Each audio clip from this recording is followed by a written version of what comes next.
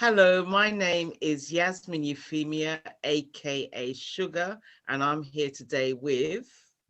I'm Beverly, aka Fluffy, UK Fluffy Chick, and we are the founders of Supporter Sister Network, and we are here today with Caroline Muraldo from Muraldo D.C. Hello, Caroline. Hi, Yasmin and Beverly. It's a pleasure to have you here with us today. Thank you. Nice to meet you. And I take it that you're associated with Sugar from before you guys know each other. Yeah, we've known each other a very long time. In fact, she's godmother to my daughter. Oh, that's lovely. So give us a bit about your background, a bit tongue-tied today. About my background. Yeah. Well, I am born again Christian. I have one daughter. My parents, my father's from Trinidad, my mother's from Grenada. I was born in London, in Hackney. I grew up in Lancashire and Preston. What can I say? I trained as a professional dancer, BA, MA, and I did start a PhD, but I haven't finished that. It's a whole story by itself. Since then, I just love to make. So name it in the creativity area, and I probably do it. Yeah, that's what I'll say for now. Until we dig out more, But yeah, that's it. That's the intro. We're going to find out much more. There's so many things about Caroline, because, you know, sometimes when I talk and I say I'm under the umbrella of beauty therapy, well, Caroline is under the umbrella of creative arts. In my mind, she's initially a dancer, you know, and so if you think about an umbrella, so there she is, there's a dancer section there, and then she's got so that's Muraldo DC. You've actually got a dance company, and then you've got Muraldo DC, that's Design Central. That's right. And oh gosh, it goes on. I'm going to let you. Yeah. You know, well, basically, as Yasmin is saying, as a dance company, we're Muraldo DC. And whenever we used to go to perform, the compere would say to me, what does the Muraldo DC stand for? And much to my horror, if we say it's dance company, then he'd go and say, Muraldo Dance Company, which I really don't like because our name is Muraldo DC. So in response to that, I decided, right, I'm going to use this. So since then, what I decided to do is I do a lot of creativity in terms of making jewelry, boxes, dolls, you name it. And I decided to call that Muraldo Design Central. I also have a mass band, and that is Muraldo Dingle Crew. And what else do I have? Well, on the website, which I'm in the process of making, it's all got Muraldo DC. So for us, it's an inside joke because, you know, we want to just be known as Muraldo DC, but everybody wants to make us, you know, put us in a box. I hate to be put in a box. So there you go. Okay, so how did you get to where you are? Like, what inspired you to go into dancing in the first place? Well, my mother would tell you that from the time I could stand up, that's all I was doing. And she would say, I don't know what is wrong with this child. Everywhere, anytime, you know, she's just dancing. It's just something I did, you know, from small. And apparently people, I was renowned for it. And then when I was old enough, I actually decided I was in a dance company at the age of 17, a professional dance company, when I came to London, because I came to London at about 16. By 17, I was in this professional dance company. I was in that for about 10 years. And then I saw that the other dancers were disappearing off to dance school. And as I'm a lover of study, I thought, what? How perfect would that be? Dance and study. So I decided to apply to dance school. I went, thoroughly enjoyed it, did a BA first, and then a MA. And I did start a PhD, but due to circumstances, I haven't finished that yet. And also after the MA, I developed a dance company.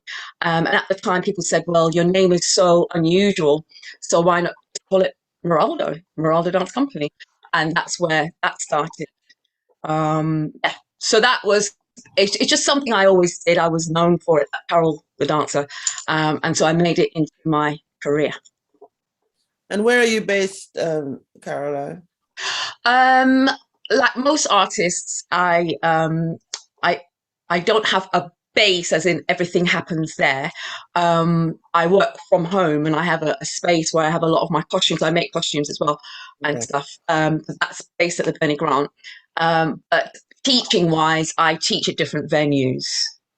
Okay. Yeah. Okay, but that's in Norfolk, because you said Bernie Grant, so I take it that's... Well, yeah, so where my unit is, where I house my my crafts and my costumes and everything, that's at the Bernie Grant in Tottenham area. Yeah. Okay. Okay. Yeah. All right. Okay. Yeah. One of the things that will always stick with me is that you teach quadrille. I mean, you teach lots of different things, but you teach that dance quadrille, and I don't know if you could just give us a little history about that. Yeah. Yes. Quadrille. Sorry, I started teaching quadrille because when I was doing my MA, I needed to compare, because in the Caribbean, the dances range from the European to the African. So you've got dances in the African end that you can find the dance somewhere in Africa, like Shango, Shongo, direct. At the other end, you've got your European end. At that end, you've got the quadrilles, and the quadrilles originated in France. In the middle, you've got your Creole dances, which would be things like Bel Air and such, which didn't come from anywhere else. They were born and created right there in the islands and Guyana. I must just say that. Quadrilles, I started looking at that because it's at the European end in my comparison. I ended up starting to actually perform as a professional. And what it is, it's a group dance. It's for men, for women. It came about, as I say, in Europe, in France, Louis XVI and all of that. And it developed out the same route as country dances, lancers, all those sort of dances. And it was actually started as a bit of a rebellion by the well-to-do, who used to have people watching them, and the only chance they could get to talk to people of the opposite sex was when they were on the dance floor. So this was the Europeans. Of course, it was brought to the islands during the time of slavery. And so the Europeans would practice the dances on their festive days, and they were watched by the enslaved servants, who in turn taught it on to the field slaves, but they taught it on as a Mickey take. Yeah. And they developed, being creative people, they developed their own quadrille. So all the islands where the Europeans went, there would have been a history of quadrille. Two main kinds, the French derived and the English derived. So if you go to Dominica, St. Lucia, you'll see the French derived, obviously. But if you go to Jamaica, you'll see the English derived. And how many there are? I mean, Jamaica, second biggest island, every parish has its own quadrille. So there's so many versions. But if you go to somewhere like Carriacou, off the coast of Grenada, one post office, one high street, one quadrille. So I see, like, because I've got a friend from other islands, and I noticed, so like, okay, in Jamaica, I knew like quadrille had a uniform, so to speak, the plaid, yeah, that was the quadrille costume. But then other islands also have that same quadrille costume, that plaid. So is that because it was European derived or something? How does the plaid... No. The plaid, I mean, I'm not sure. To be honest, I haven't had a chance to look at the plaid, but it came from Jamaica. But the madras, which is kind of similar, actually came from Madras in India. It didn't have anything to do with Europe. And that's the mistake people make, because they say, "Oh, why are you wearing that Scottish?" Or that, actually it came from India. But with the poor Indian servants that came over that were indentured, it came with them. So Okay. whether they have a link with Scotland, I don't know yet. As far as that's what I know. I can only tell you what I know. Yeah. So in terms of yes, when people from Jamaica dance quadrilles, they wear the various forms of madras, just as the same way in the other islands. I mean, they don't necessarily wear madras, but they wear, their national. Because what I love about it, they have their national cloth, their national patterns, their national colours, and so they would use that within their costume that they're wearing. Yes. So you said you're from a Trinidad background. Is that correct? Did I hear that My right? dad, yeah, my dad's Trinidadian. Yeah. So how come you went into quadrille and not into the calypso dancing and that kind of dance, or do you do that as well? Excuse me. I've been the stereotype Jamaican. That's what we think. Everybody from Trinidad dance calypso and soca. Well, if you're going to talk about calypso, you have to talk about reggae, right? Because that's the comparison. If you're talking about quadrille, you need to talk about Bel Air. You need to talk about Shango. You need to talk, because I'm talking about traditional dances. Yeah, I'm not talking about the current social trends. Yeah. Oh, I think you might have hit a nerve there, Bev. Well, I tell you, in a way, it's good. I'm glad. Beverly, thank you. I'm glad. I tell you why. Because one of my big bugbears is that people like us, we live in this country. I guess there isn't as much opportunity for us to learn about our culture Exactly. as it is sent from Caribbean islands. Yeah. And as a result, what happens is one of our specialisms are the traditional dances from the Caribbean islands, yeah? And when I go out to perform with my dance company, inevitably, when we come off, people will come up to us and say, "Oh, that was great! Oh, I didn't know that traditional dance in Caribbean." And I'm just like, because you kind of think 2022, we should know this by now. You've been through school. But of course, it's not taught. It's not taught. No. So one of the things I'm very concerned about is that many of our elders in Caribbean dance, we don't have many. The Caribbean dance scene in this country is very small. But the few that we have, such as the renowned Jackie Guy, who, I'm sorry to say, passed away just recently, a few months ago. People like himself, and there's a few others, obviously, they're going. Time is passing. So we need to do something about it. So I decided to form a institute called the British Institute for Caribbean Dance. And that's in its formation at the moment. And the idea of it is to do more of what I'm doing already, and other people are doing it too, but what I can do in terms of educating people, not only Caribbean descent, but everybody. No. Because I really feel that for us to be appreciated, people have to know what we're about. Amen. Amen. They have to know what we're about. I get sad. I have to get onto Notting Hill Carnival because, what we see there isn't representative of our culture. And as a dancer, I'm horrified with most of what I see. I think a lot of what I see belongs in the bedroom. So, there is, like in Trinidad, there is a whole culture around dance in Carnival, but you rarely get to see it. Yeah. So one of my things is to provide opportunity for people to be able to learn about that history and that choreography and those characters in en masse. I'm not saying they have to do it. I'm not saying you have to do it, but at least, if you don't have a foundation, if you don't know where you came from, how are you going to know where you're going?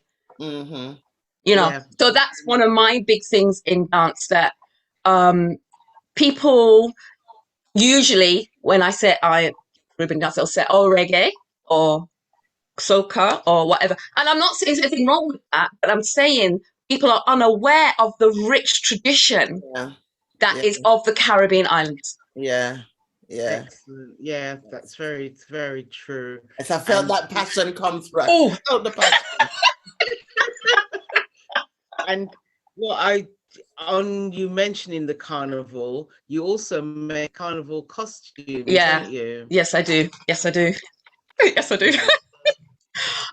Because it's important. My mother was a seamstress, so it started from small. So I always used to make costumes for the dance company. And then when I got the opportunity to start actually making carnival costume, that's fantastic, because you want the costume to move with the movement and to be related and blah, blah, blah. And that was just like heaven for me, because it was putting all the crafts and everything all together. And then I would do the choreography for the on the road as well. Children's dance classes. Children's. Well, I at the moment I don't teach any children's dance classes, but I taught a lot in schools, primary school, secondary school. In primary school, I used to create, whether it be dance, traditional dance, or created dance, or whether it's with song or whatever, around the theme of each term. That's what I used to do. I did that for years. I worked with early years, the toddlers, the little ones like 2 and 3 and 4 and 5, and also, well, basically at any level, to be honest, whether professional, non-professional. And then elders. I had an elders group for many years called Caribbean Orchid. But of course, like with many things, you know, that period kind of put a stop to all of that. So it's something I want to reestablish. But at the moment, I teach adults. I've got 2 classes, Wednesday and Thursday evening, both 7:30. The one on Thursday is at Wavelengths in Deptford. And it's in Wavelengths. Oh, okay. Yeah, and it's called Africanistic Movement, Okay. which is my own development, which basically I've put together my years of experience together to see what is the best way to introduce, because we as people of African heritage have characteristic ways of moving that are not found anywhere else. And so these are specific to us. Obviously, people make the mistake of talking about African dance in a way as if it's one thing, forgetting that you're talking about, I mean, how many languages are there in the continent of Africa? Over 1,500, I believe. And each one of those have got hundreds and hundreds of dances. So how many dances are we talking about? I mean, I could go on about that, I won't. But basically what I've done, I've taken the very, very foundational ways of moving that are sort of crucial to have any sort of understanding as to how we of African heritage move.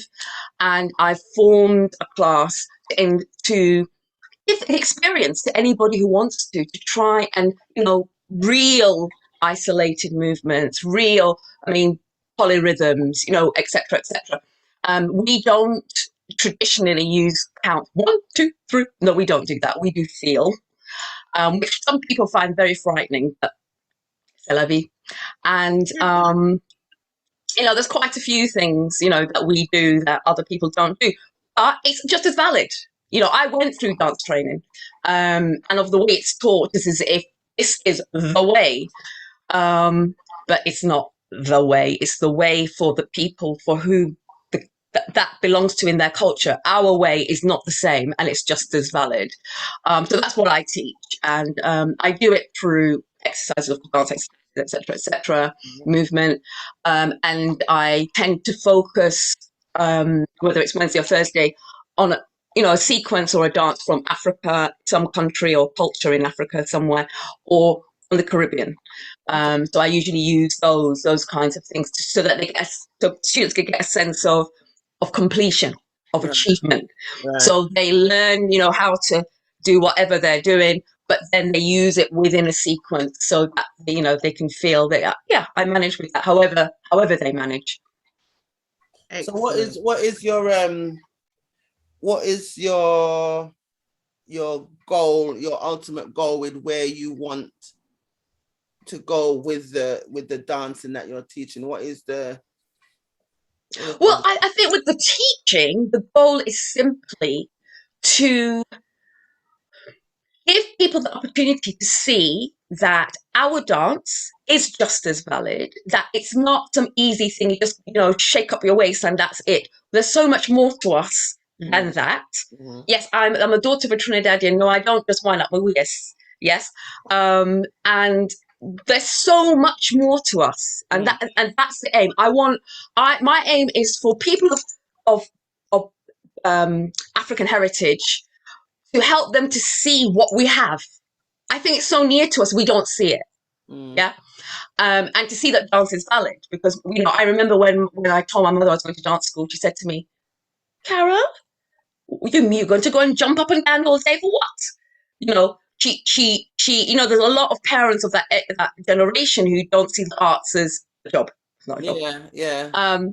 But you know, but nevertheless, when she came to South Bank to watch me in the theatre there, she was proud that, oh, my daughter, you know, all of that. But yeah, but you know, ultimately, what I'm after is for people to value what is of African heritage, whether we're talking about, you know, Africa continent itself, or whether we're talking about the Caribbean. Because I think the Caribbean in particular doesn't get much opportunity for people to really know about the Caribbean. I think people have got these very stereotypical ideas. You know, you talk about the Caribbean and straight away they're putting these things around your neck, which they do in Hawaii, not in the Caribbean.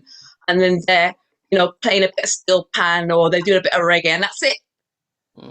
But we're so much more than that. So I want to do it through the dance for people to see what we're really about. And what's really good for me is that students I've had over the years, it's many years, they do see, they understand that it's like any other area of dance. You know, you need to study hard, you need to work hard at it. You know, some people are more gifted at it than others. Some people will never get it, but you can still work at it, it'll still do something for you. Do you know what I'm saying? And I think my blessing is that because I did go through vocational training, it means that I have the advantage of being a person of African heritage and knowing how we work, but also knowing how the European aspect and perception. So I can blend the two together depending on what student I'm working with. Yeah. Okay, that's most excellent. Do you know what? Sadly, I can't believe that our time is actually up already. But I just want to say that we're speaking to Caroline from Muraldo D.C. Yeah, it's Africanistic Movement, Foundation in Africanistic Movement. 7:30 Thursday evenings, Wavelengths, Deptford. Okay, all that details will be on this, somewhere around this video, depending on what platform you're watching it on. Okay, Caroline, I can't thank you enough for coming on and letting us know about what you do and all this sort of thing. All right, and I really appreciate it, and good luck. And as I keep saying, Beverly's threatened people that we're having everybody back. Isn't that right, Beverly? Yes, we are. We're gonna have a sisters all-star reunion. Well, thank you so much for the opportunity, honestly, because I believe the way forward is always supporting each other. So thank you so much for the opportunity. Yeah. Excellent. All right, thank you. All right, see you soon. All right.